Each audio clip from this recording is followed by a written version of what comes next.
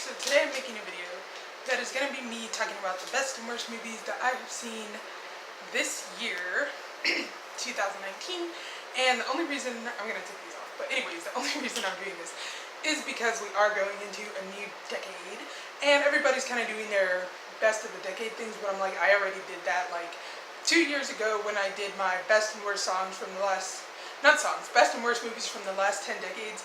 So I might still do another one of those, but probably not. So what I'm doing is gonna basically talk about the best and worst movies I've seen this year that came out this year.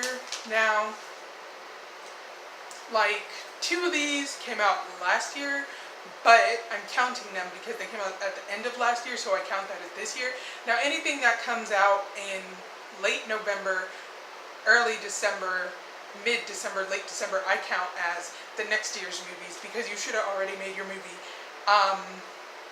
back when it was still that year and people don't think it's next year already. So anyways, we are going to get into the video now. So the first movie that I think was the best movie was Rocketman.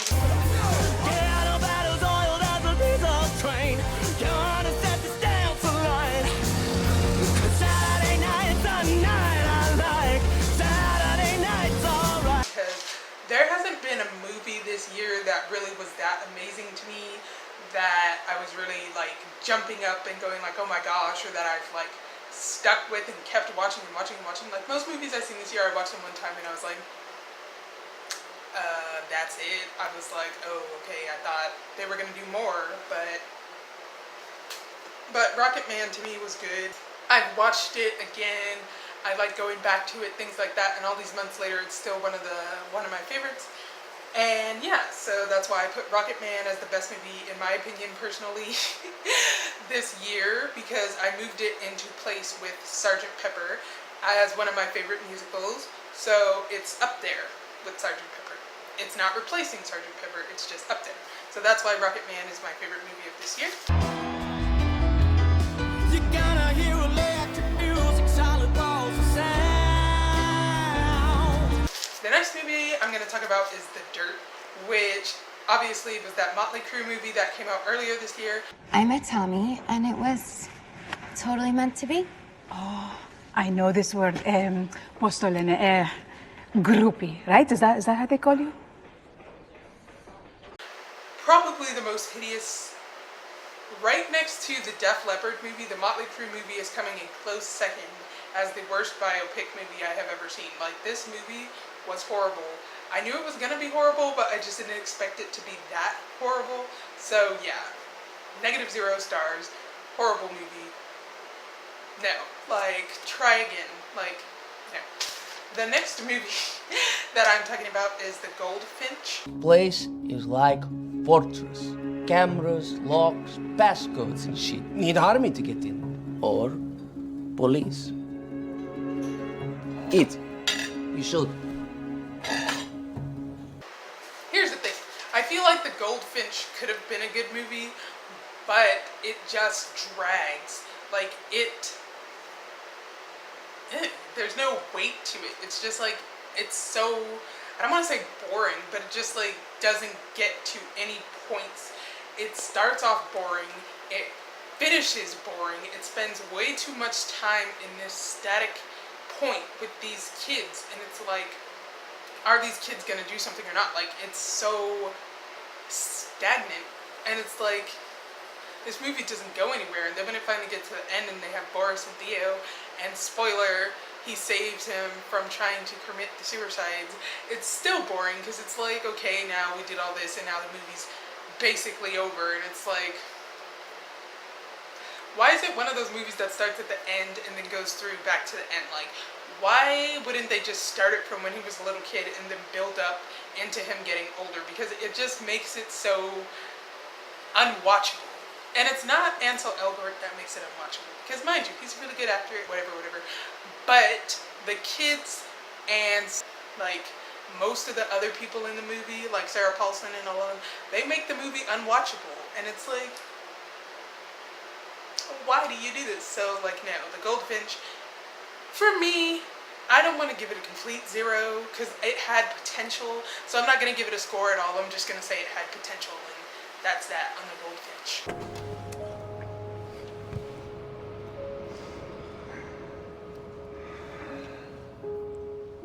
A lot of trouble. But worth it. The next movie I'm gonna talk about is Joker. Can I get a coffee? You want one? Yeah.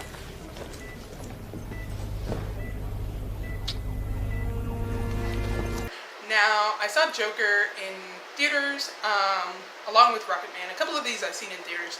I thought it was okay, but I expected more. That's why I didn't really do a review of it when I went to see it, because back in, I think I saw it in October. Back in October, whenever I went to see it, I did not do a review because I just thought it was okay.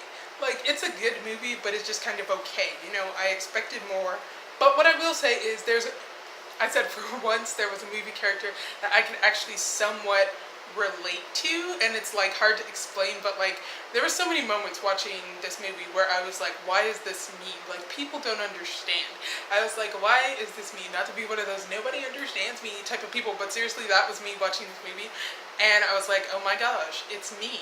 Not that I would do any of that, but people drive you to a point is like the thing. But anyways, so for that I give the Joker a let's see.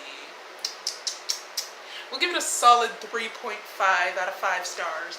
Because it was, like I said, it's okay. It's like, I don't know what they could have did to really make it better, but it was like, not as fall off your chair as people were acting. Like, it's a good movie, it's watchable, but it's not like something that I'm gonna go out of my way to be like, oh my god, 111. Like, no, it was just, it's there, it's cemented its place in history, and yeah, so yeah. All of you, the system that knows so much, you decide what's right or wrong the same way that you decide what's funny or not. The next movie I want to talk about is Hustlers. Now, this movie was it's a movie I wanted to see because I kind of sort of wanted just to see a stripper movie because I was like, why not? But it's mostly what I expected it to be, which doesn't mean it's bad, it doesn't mean it's good, it's just kind of there. So I won't go into too much detail on it because I mean, I don't know what you expected from a stripper movie. Like, I feel like there could have been more dancing. There wasn't enough dancing in my opinion.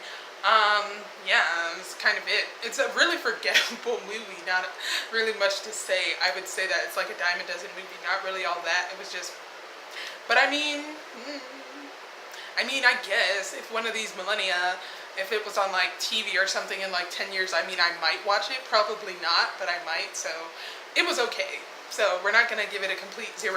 It was okay. It gets like 2 stars. I mean, it's a 2-star movie. I don't know what anybody expected. Next movie that I'm going to talk about is the movie Jonathan, which is an Ansel Elgort movie, which technically came out in 2018, but since it came out so near the end of 2018, I'm roping it in with 2019 because I seen it this year, so I'm counting it as a movie from this year. I know you and Dr. Neri are trying to help. There's no other way out for me. I don't want to be here anymore. Have me removed. Or a week, a month, a year from now, I'm gonna go off this bridge. I don't want to take you with me. And it's basically this movie where there's these 2 brothers, but they're in one body. So basically he has like multiple personalities, but they are manifesting physically within their own, like, outside, whatever. Like, if you know about multiple personality disorders or schizophrenia or different types of personality disorders, you'll know that people have their times when they switch and they're a completely different person and they don't know anything that the other person knows, and people find it hard to, like, understand how you can, like, turn off like that and not be the same, but you are the same, but you're not, because that's not you, but it seems like you, but it's not. So anyways, he plays these 2 characters called John and Jonathan, and they're brothers, and they work on this weird, the way they live their life is in this weird little schedule, where each of them are awake from 12 hours from 7 to 7. Now, Jonathan is awake from 7 a.m. to 7 p.m., and John is awake from 7 p.m. to 7 a.m., and I was like, when do they go to sleep, though? Like, this movie. But anyways, the thing that annoyed me about the movie is one, the transitions, because I'm like, this director really favored the black screen transition, didn't they? Like, when you, it's like, I feel like this is so me. Like, this is what I would do if I made a movie. Like, when you don't know how to end a scene, so you just add a black screen, because that's like basic transition 101, like they teach you. And it's like, what are we doing? And then it's not a bad movie, it's just that nothing happens in this movie. Like, it gets to the end and you're just like, is that it? I thought more was gonna happen in this movie, so I'm just annoyed that nothing happened in this movie at all. Like, I expected so much, and I'm like, I guess that's on me for having so much expectations, but literally nothing happens in this movie, and yeah. So that's why, it's not really the worst movie that I saw, like, but it was just like in between. It was okay. It wasn't, I mean, it wasn't even okay. It was just kind of meh. I mean, nothing happens in it. So it's like, you couldn't have done more. Like, this was a good material. You could have did a lot with this movie, but here we are.